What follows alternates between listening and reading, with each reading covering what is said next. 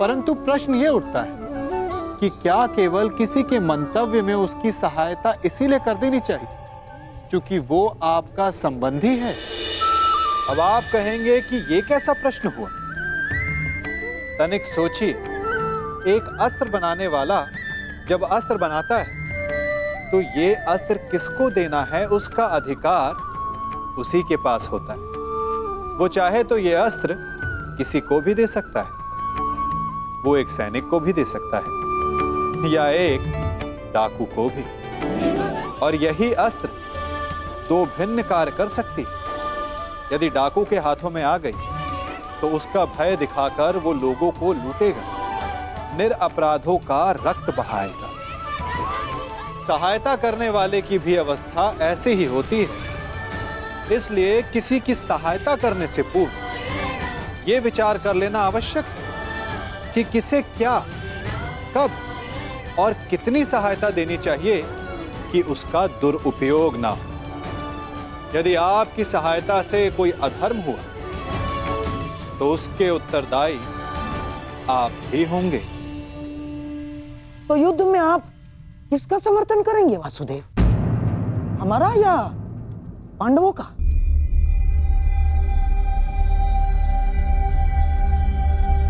उसका गांधार राज जो मेरे पास सर्वप्रथम समर्थन मांगने आएगा।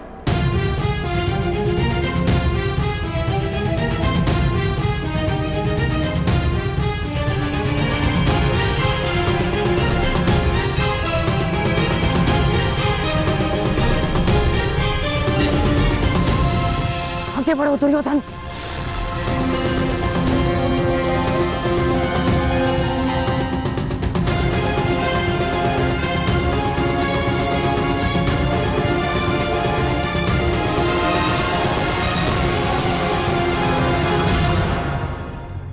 वासुदेव, दोनों पक्ष आपके समक्ष सहायता मांगने आ गए हैं।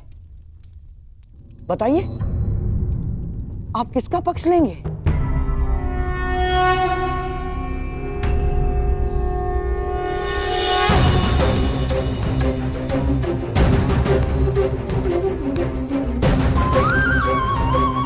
ये विचारों की सहायता नहीं है गांधार राज, ये युद्ध के लिए मांगे जाने वाली सहायता है जो मुझसे नहीं द्वारिका से मांगी जा रही है। ये हस्तिनापुर और इंद्रप्रस्थ का विवाद, इसलिए धर्म के नाते दोनों राज्यों के प्रतिनिधि को द्वारिका आना होगा।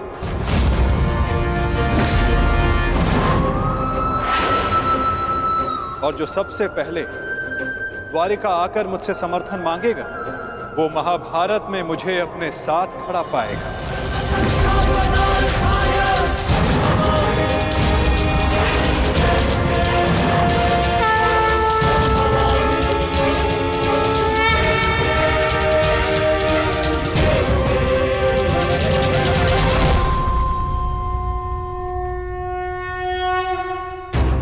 कुछ समय पूर्व कन्या पक्ष की ओर से आपने मुझे कुछ भेंट दी थी गांधार राज। ये भेंट सदैव आपको अपनी पराजय स्मरण कराती रहे वासुदेव। परंतु अब उसकी कोई आवश्यकता नहीं, क्योंकि युद्ध में सम्मिलित होने के बाद उन पासों का मेरे लिए कोई महत्व नहीं रह जाता।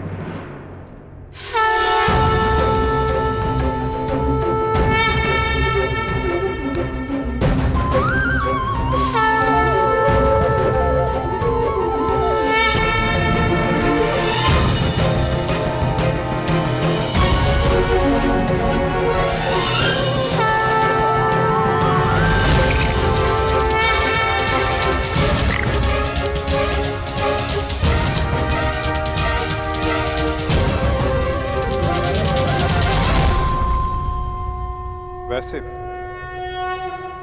ये चौसर का खेल नहीं है गांधार राज।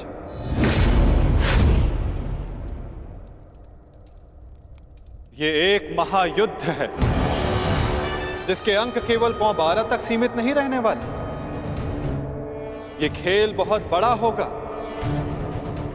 जिसका आरंभ शंखनाद से होगा और अंत शस्त्र संधान से।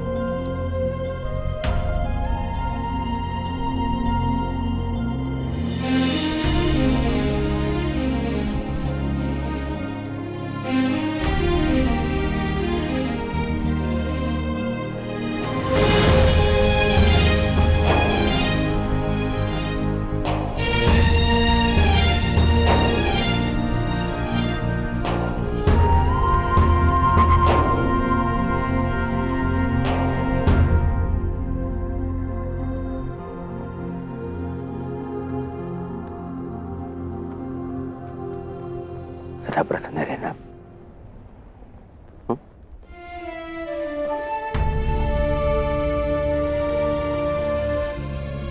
तुम्हें उसकी चिंता करने की कोई आवश्यकता नहीं है युवराज दुर्योधन।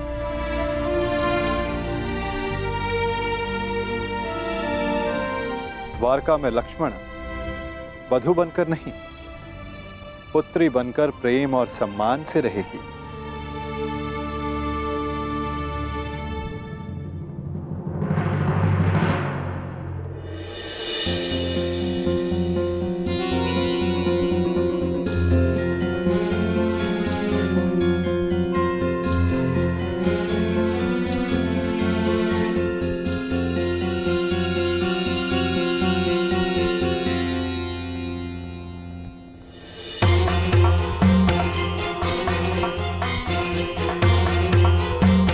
लगता है दुर्योधन विवाह की रीतियों को पूर्ण करने में थोड़ा संकोच कर रहा है। विदा के समय कन्या का पिता वर के पिता के समक्ष हाथ जोड़कर उन्हें प्रणाम करता है और वासुदेव को प्रणाम करें। कदाचित ये दुर्योधन के लिए संभव नहीं।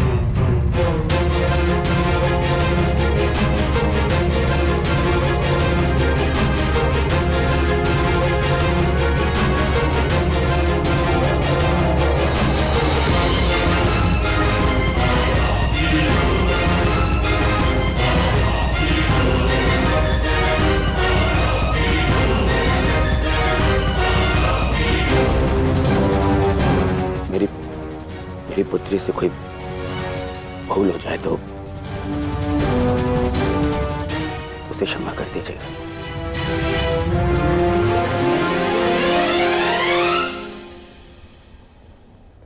तुम्हें ये कहने की कोई आवश्यकता नहीं दुर्योधन।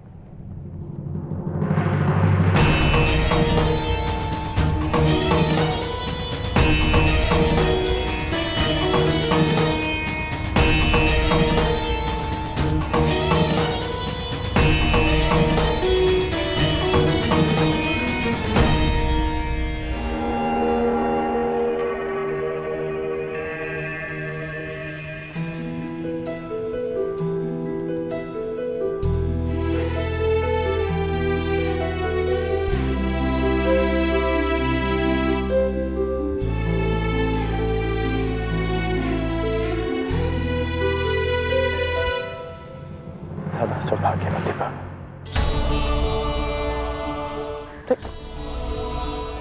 ये क्या कर रही हो तुम? मांगने वाले को देने वाले के चरणों में झुकना ही पड़ता है ना काकाश्री। क्या मैं आपसे कुछ मांग सकती हूँ? अवश्य पुत्री। सदैव के भांति पिताश्री का साथ दीजिएगा, उनका ख्याल रखिएगा। आप उनके मित्र हैं, उन्हें समझते हैं। इस समय उन्हें सबसे अधिक आपकी आवश्यकता है काकाश्री। मैं तो सदा तुम्हारे पिता के साथ हूं, परंतु जो तुम्हारे पिता ने किया उस युद्ध में,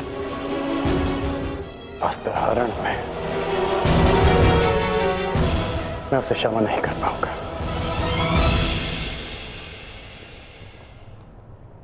आपको उन्हें क्षमा करने की कोई आवश्यकता नहीं, परंतु पिताश्री को आपकी आवश्यकता है काकाश्री। उन्होंने जो भी किया उसके लिए आप उन्हें क्षमा मत कीजिए, परंतु केवल मेरे लिए अपनी मित्रता के नाते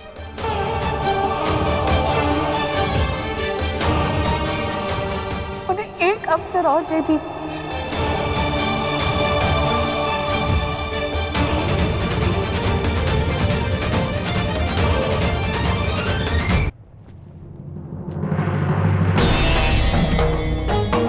आज्ञा दीजिए गांधार नरेश, द्वारिका प्रस्थान करने का समय हो गया है।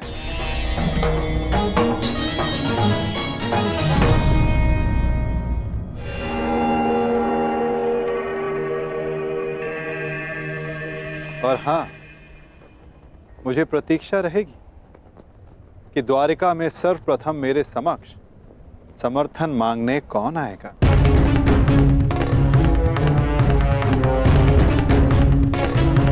प्रणिपात।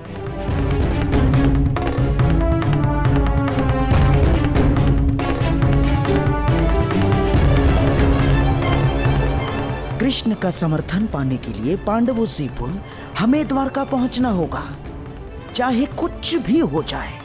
चाहे कुछ भी हो जाए, वासुदेव कौरव के पक्ष में नहीं जाना चाहिए। चिंता मत करो भाई, वासुदेव का समर्थन हमें ही मिलेगा। दुर्योधन से पूर्व मैं जाऊंगा वासुदेव के पास। तो ठीक है जे, मैं भी आपके साथ चलूंगा। नहीं भी, तुम्हारी आवश्यकता यहां पर है और मैं चाहता हूं कि तुम और अर्जुन यहां रहकर अपने अनुजों और द्रौपदी की रक्षा करो। द्वारका के लिए मैं प्रस्थान करूंगा।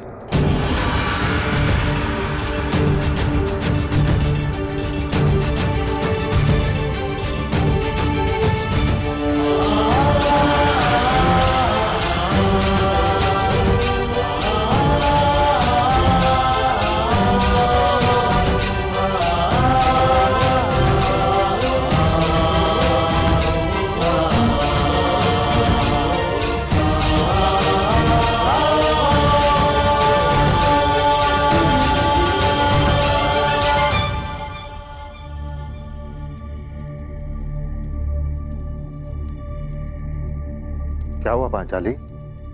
मैं आपकी इस यात्रा में बाधा नहीं बनना चाहती आर्य, परंतु मुझे ये लगता है कि आपका द्वारका जाना उचित नहीं है।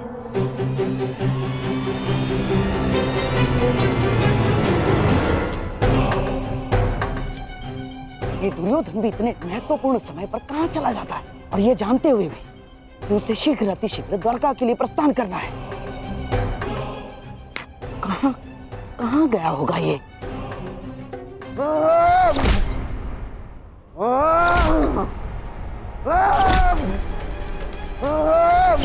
दुर्योधन!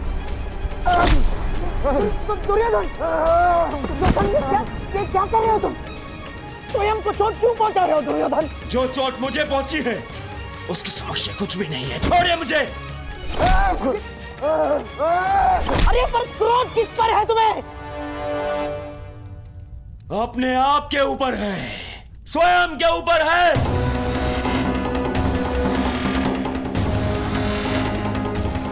इस ग्लानि को मैं सहन ही नहीं कर पा रहा हूँ कि मुझे उस वासुदेव के समक्ष हाथ जोड़ने पड़ गए। जी यहाँ तो ये हाथ जोड़ने पड़ गए। क्रोध पर वश रखो दुर्योधन। ये बौखलाने का समय नहीं है दुर्योधन, संभालो अपने आप को। कैसे संभालूं अपने आप को?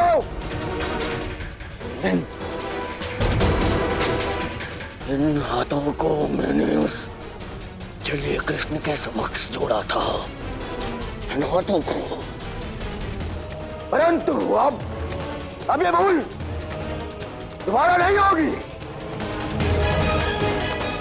दोबारा नहीं होगी क्योंकि अब इन हाथों का अस्तित्व ही नहीं रहेगा। मैं इन हाथों का अस्तित्व ही मिटा दूंगा। मैं इन हाथों की आवश्यकता है अभी दुर्योधन। युद्ध में शत्रु का वध करने के लिए मूर्ख मत बनो। पर यही हाथ शत्रुओं के सामने जुड़ने पड़े ना मामाश्री।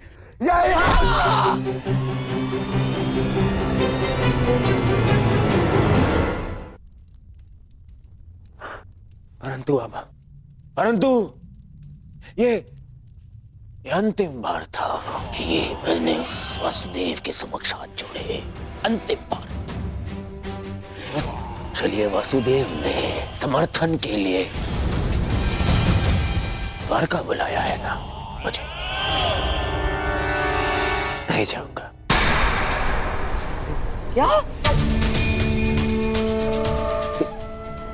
देखो दुर्योधन, भावनाओं में मत बहो, अपनी बुद्धि का प्रयोग करो। मानता हूं कि वो कृष्ण हमारा शत्रु है, परंतु ये मत भूलो, युद्ध अब समीप है, महायुद्ध आने वाला है,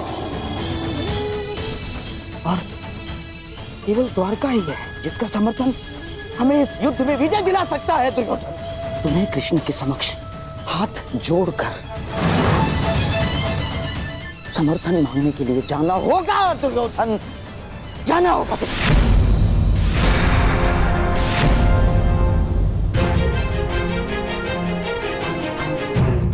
आपने सुना नहीं मैंने क्या कहा? मैंने कहा मैं उस कृष्ण के समक्ष हाथ नहीं जोड़ूंगा, नहीं जाऊंगा तो नहीं जाऊंगा। उसे पांडव को समर्थन देना है ना, दे।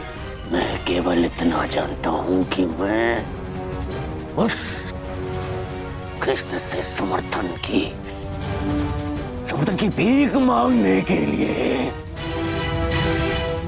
नहीं जाऊंगा। परंतु ऐसा क्यों? ज्येष्ठ का द्वारका जाना उचित क्यों नहीं है? इन्हें शीघ्र ही निकलना चाहिए।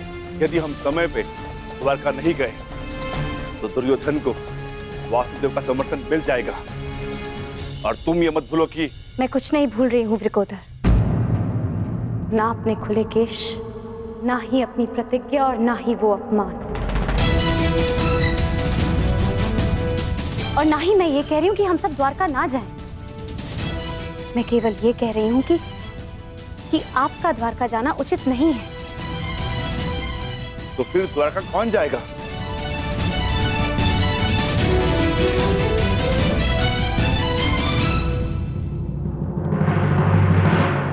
आर्य अर्जुन जाएंगे।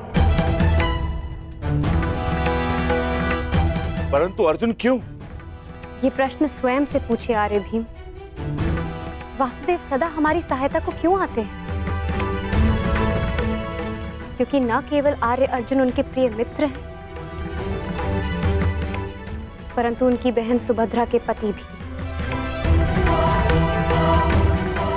और आर्य अर्जुन के वहां जाने से हमारा पलड़ा दुर्योधन से कहीं अधिक भारी होगा। मैं पांचाली से सहमत हूं। तुम्हारा क्या मत है अर्जुन?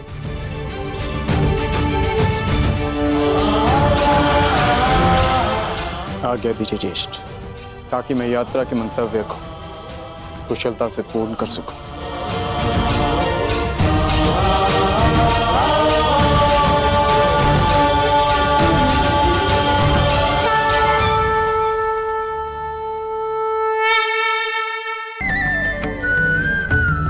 भाव, दूसरा अभाव, और तीसरा प्रभाव। तो जैसा अतिथि उसको वैसा ही सम्मान दे। यदि आपके पास कोई भाव से आए तो उसे केवल आपका प्रेम चाहिए, आपका सानिध्य चाहिए। और यदि कोई अभाव में आया तो उसकी उतनी सहायता अवश्य करें जितना आप करने में सक्षम हो, परंतु इतनी अधिक भी ना करें कि वो उस सहायता का दुरुपयोग कर बैठे। और यदि कोई प्रभाव में आया तो स्वयं पर अभिमान ना करें, क्योंकि कभी ना कभी जीवन में आप भी भाव, अभाव और प्रभाव के चक्रव्यूह में फंस सकते हैं। तुम्हारी यात्रा शुभ हो।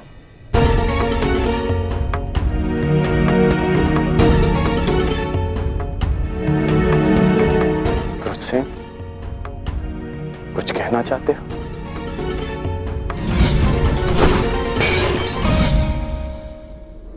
हाँ, वो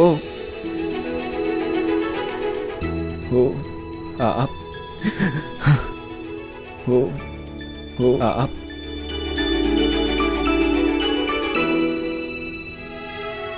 मैं भी घर की ओर प्रस्थान कर रहा हूं। घर से आपका तात्पर्य अंग से है ना?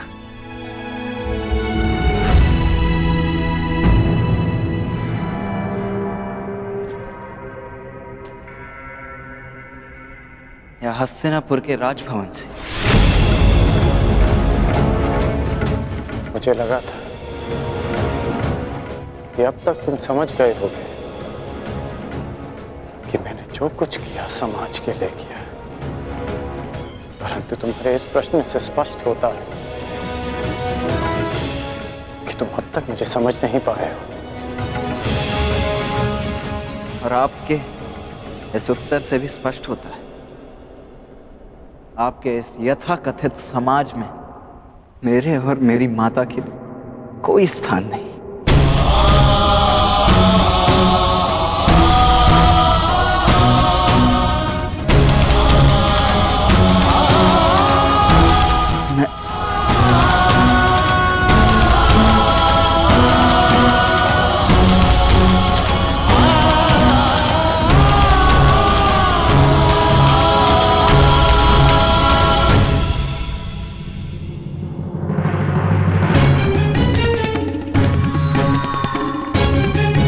पुत्र कर्ण, मैं कब से तुम्हें ही खोज रहा था। पुत्र पुत्र, आपका यह संबोधन स्पष्ट करता है कि आप फिर से किसी योजना के साथ आए हैं। क्यों कर्ण? क्या मैं सदा बुरा ही सोचता हूँ? मानता हूँ कि हमारी सोच में भिन्नता है। मानता हूँ कि दुर्योधन के पास जब जब भी मैंने कोई प्रस्ताव रखा तो तुम उसके विरुद्ध रहे, जानता हूं मैं। परंतु कर्ण, हमारी सोच में एक समानता भी है, और वो ये कि हम दोनों दुर्योधन का भला चाहते हैं। और इसी के कारण मैं तुमसे कुछ मांगने आया हूं कर्ण।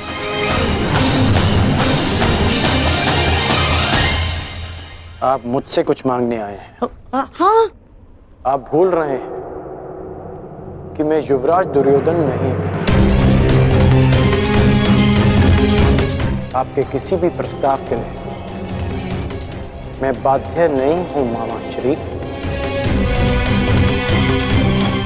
तब भी नहीं जब हस्तिनापुर का भविष्य संकट में हो। क्या तात्पर्य है आपका? हस्तिनापुर का भविष्य कैसे संकट में है? कदाचित तुम्हें ज्ञात नहीं है कर्ण, दुर्योधन ने द्वारका जाना अस्वीकार कर दिया है। क्या? हाँ, और तुम इसका अर्थ समझते हो ना? परंतु मुझे तो लगा कि वो द्वारका के लिए प्रस्थान कर चुके होंगे। हाँ, इसीलिए तो मैं तुम्हारे पास आया हूं। वो देखो, वो पांडव द्वारका जाने की तैयारी कर रहे हैं। और हमारा दुर्योधन भावनाओं में बह रहा है कर्ण। तुम्हें पता है ना, जो वासुदेव के पास पहले सहायता मांगने के लिए जाएगा, द्वारका उसी का समर्थन करेगा। तुम उसके मित्र हो ना कर्ण। अब तुम्हें उसे समझाना होगा कि वो स्वयं अपने पैरों पर कुल्हाड़ी ना मारे। और इस बात से तुम भी सहमत हो ना कर्ण कि इस युधिष्ठिर से राज्य सिंहासन के लिए हमारा दुर्योधन कई अधिक योग्य है। जाओ कर्ण, जाओ, समझाओ उसे।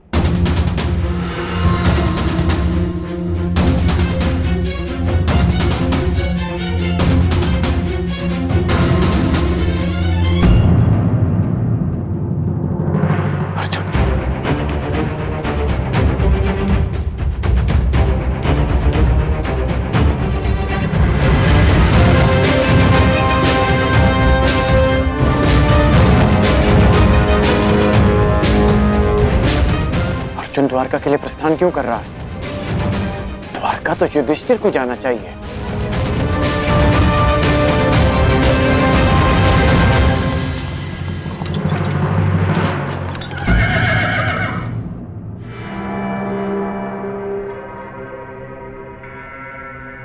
सदा मेरे मार्ग में आने का अभ्यास गया नहीं तुम्हारा। क्योंकि ये मार्ग तुम्हारा नहीं है। क्या तुम द्वारका जा रहे हो अर्जुन? तुम्हें इससे कोई प्रयोजन नहीं होना चाहिए। प्रयोजन है, विशेषकर तब जब बात द्वारका की हो। वासुदेव से समर्थन की मांग युवराज दुर्योधन और युधिष्ठिर के मध्य है। वो दोनों हस्तिनापुर से संभावित राजा हैं। फिर क्यों युधिष्ठिर के स्थान पर तुम द्वारका जा रहे हो अर्जुन?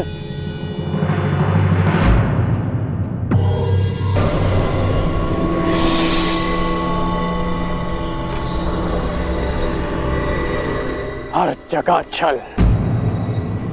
वासुदेव के मित्र होने के नाते और उनकी बहन सुभद्रा के पति होने के नाते तुम वासुदेव का समर्थन चाहते हो ताकि तुम्हारा पलड़ा भारी हो जाए। क्या धर्मराज युधिष्ठिर की दृष्टि में यह अधर्म उचित है? क्या धर्म युद्ध में सहायता के लिए एक संबंधी का लाभ उठाना उचित है? क्या तुम्हारे ज्येष्ठ ने यही सिखाया तुम्हें अर्जुन? सावधान कर!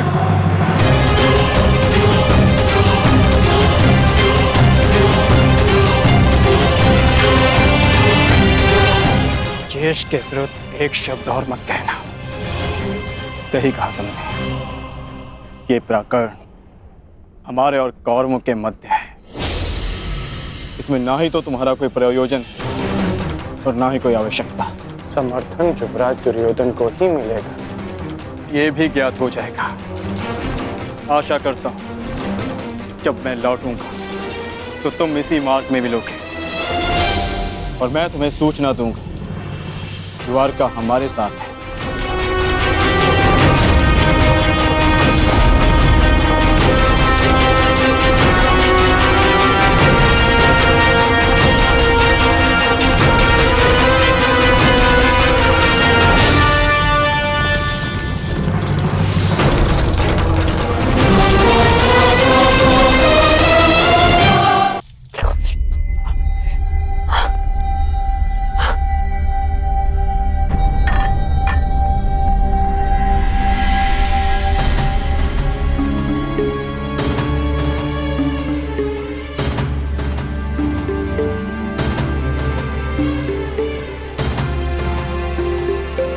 तुमने मुझे देखकर मुस्कुराया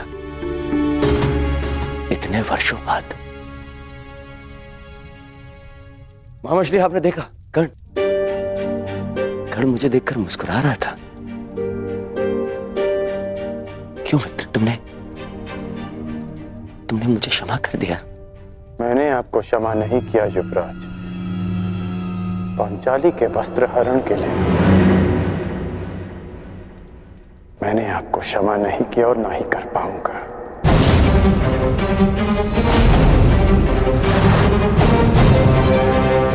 फिर क्यों? क्योंकि इस समय मैं उस दुर्योधन के समक्ष नहीं खड़ा जिसने वो अधर्म किया था। आज मैं उस पिता के समक्ष खड़ा हूं जिसने अपनी पुत्री की प्रसन्नता के लिए उसके प्रेम को महत्व दिया अपने अहंकार से बढ़कर। और मैं चाहता हूं कि वो पिता फिर से अपने अहंकार को भूल जाए हस्तिनापुर के लिए। मैं कुछ समझा नहीं मित्र। आपको द्वारका जाना होगा युवराज, वासुदेव से सहायता मांगने के लिए। अरे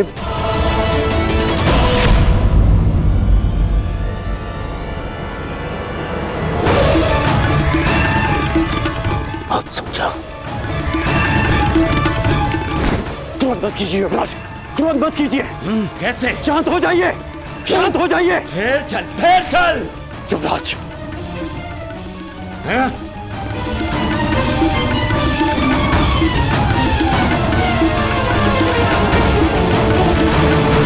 हस्तिनापुर के सिंहासन के लिए मैंने सदा आपको सबसे योग्य माना है युवराज, और मैं चाहता हूं कि यह सिंहासन आप ही का हो। परंतु इसके लिए वासुदेव का साथ बहुत आवश्यक है। मैं पहले ही कह चुका हूं, मैं उस छलिए के समक्ष नहीं झुकूंगा तो नहीं झुकूंगा, बस। वीर वो नहीं होता जो सदा अहंकार में सर उठाए खड़ा रहे। वीर वो होता है जो सर झुकाकर भी अपना उत्तरदायित्व पूरा करे। कैसा उत्तरदायित्व? उत्तरदायित्व आपकी पुत्री का, आपके पिता का, हस्तिनापुर की सेना का, उसकी प्रजा का, इन सब का उत्तरदायित्व आपके अहंकार से कहीं बढ़कर है युवराज। यदि हमें वासुदेव का समर्थन नहीं मिला तो इस युद्ध को जीतना असंभव होगा। मेरी बात मानिए मित्र। मित्र? तुमने मुझे मित्र कहा इतने वर्षों बाद।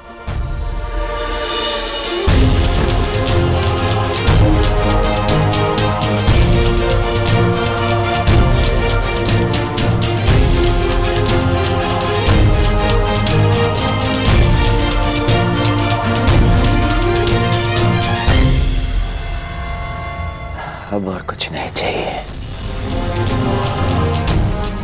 मैं आज बहुत प्रसन्न हो गया मित्र। सारा कलेश हर लिया तुमने। तुम्हारे इस एक शब्द ने तुमने मुझे गले लगा लिया मित्र। अब तुम बोलो, अपना अभिमान क्या, मैं अपना प्राण भी दे दूंगा। तुम बोलो मित्र, तुम चाहते हो मैं द्वारका जाऊं? अब मैं द्वारका जाऊंगा। एक बात स्मरण रखना मित्र, हमें वासुदेव का समर्थन पाना है, अन्यथा आगे बढ़ना बहुत कठिन होगा।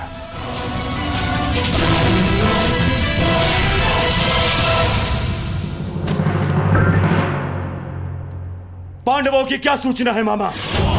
क्या वो द्वारका के लिए प्रस्थान कर चुके हैं? हाँ, परंतु तुम्हें इसकी चिंता करने की कोई आवश्यकता नहीं है दुर्योधन,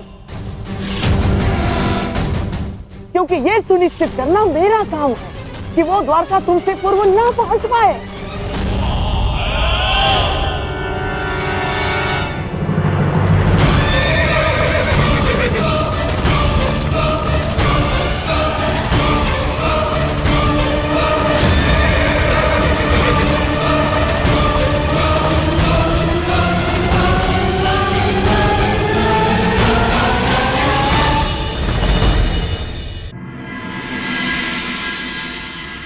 द्वारकाधीश वासुदेव कृष्ण की, वासुदेव पुत्र सांब की, कुलवधू लक्ष्मणा की, द्वारकाधीश वासुदेव कृष्ण की, वासुदेव पुत्र सांब की, कुलवधू लक्ष्मणा की। समझ गए ना सब? भोजन में केसर भात और राजभोग अवश्य बनना चाहिए, ठीक है?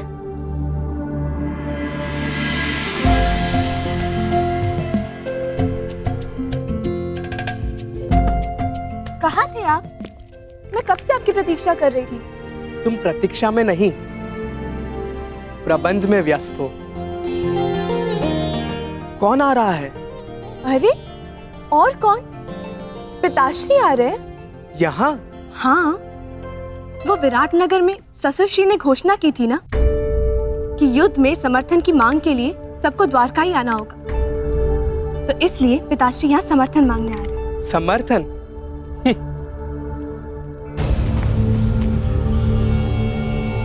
आप मुस्कुरा क्यों रहे हैं? मैं अनुमान लगाने का प्रयत्न कर रहा था कि कौन अधिक भोला है, तुम या तुम्हारे पिताश्री।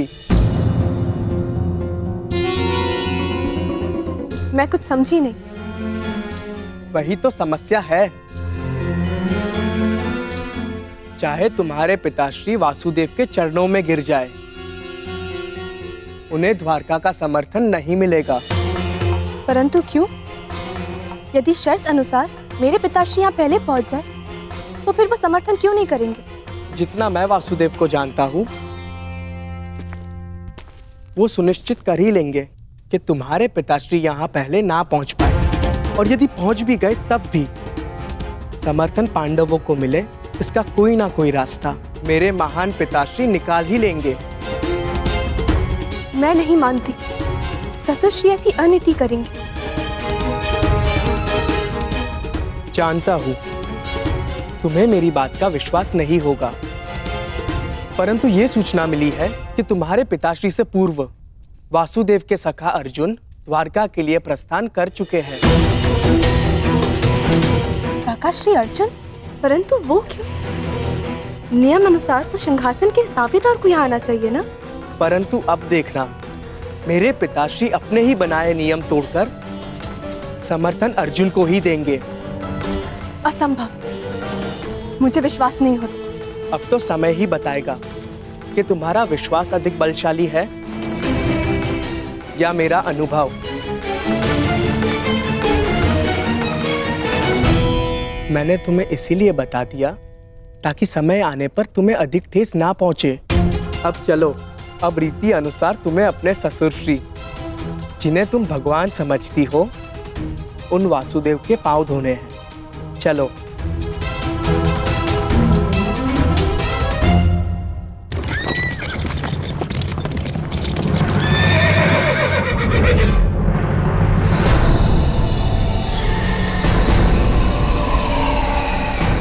कहाँ है अर्जुन? इतने कम समय में इतना आगे निकल गया कि दिखाई नहीं दे रहा है।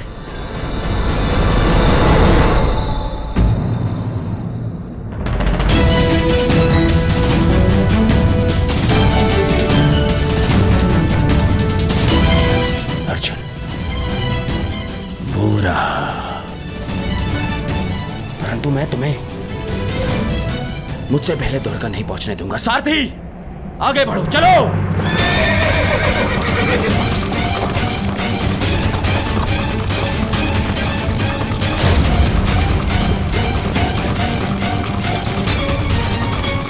समझ में नहीं आ रहा कि कैसे इससे आगे निकलूं।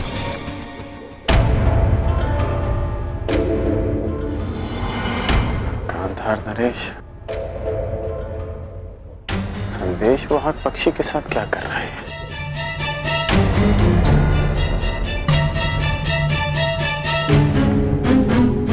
फिर किसी छल की योजना बना रहे हैं मामाश्री? ना ना, एक छल के उत्तर देने का प्रयास कर रहा हूं केवल, जो पांडवों ने किया है।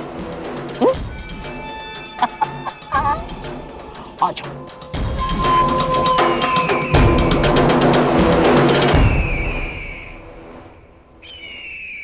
अर्जुन को मार्ग से भटकाने का पूरा प्रबंध कर दिया है मैंने। अब द्वारका सबसे पहले तुम्हारा मित्र ही जाएगा।